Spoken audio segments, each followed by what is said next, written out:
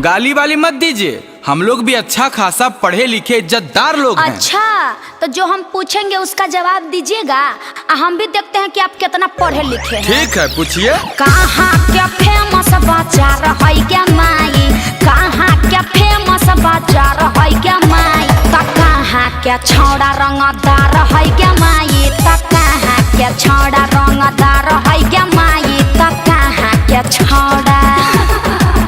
अच्छा, खूब हंसी आ रहा है। अब हमारा सुनिए। सुनाइए। कलकत्ता के फेमस बाजार है साली, कलकत्ता के फेमस बाजार है साली, नवादा के छौड़ा रंगदार है साली। अच्छा। नवादा के छौड़ा रंगदार है साली, नवादा के छौड़ा।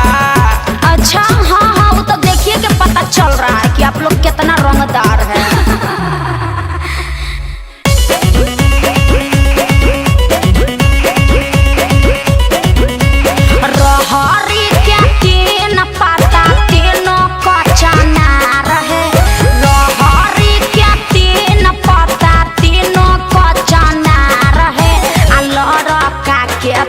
बहिनिया तीनों के तीनों छिना रहे, के तीनों बहिनिया तीनों के तीनों छिना रहे, के तीनों बहिनिया। देखिए, बहिन उहिन पे मत जाइए। आप पे जाए का? अरे हमसे बात कर रहे हैं, हमसे पूछिए, क्या पूछना चाहते हैं पूछिए, हम जवाब दे रहे हैं ना साली जी।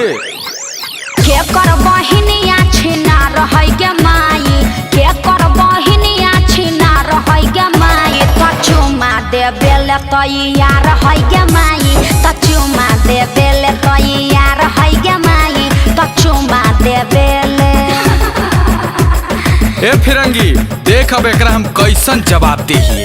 भौजिक बहिनिया छिना रे है रे याराबा, भौजिक बहिनिया छिना रहे रे याराबा, त चुमा दे बेले तैयार है रे याराबा, त चुमा दे बेले तैयार है रे याराबा, त चुमा दे बेले।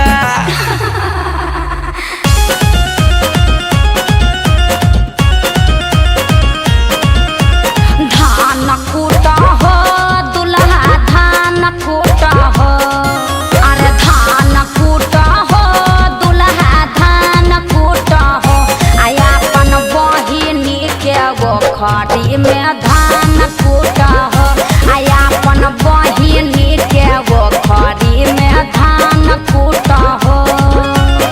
ए भैया के छोटकी साली, तारा जादे ओखरी में धान कुटवावे के मन बा का? तो तोहरे ओखरी में धान कुटाई। आ तार बहनिया के ओखरी ऐसा ही सुखाई। अरे जीजा जी के छोटका भाई, अब की जवाब दीजिए तब मानेंगे। ठीक बा। गली गली में पराचार है गे माई, गली गली में पराचार है गे माई, कि के कर भौजैया फरार है गे माई, कि के कर भौजैया फरार है गे माई, के कर भौजैया फरार है गे माई, के कर भौजैया। गली गली में पराचार है रे याराबा, गली गली में पराचार है रे याराबा, लड़किया के भौजैया फरार है रे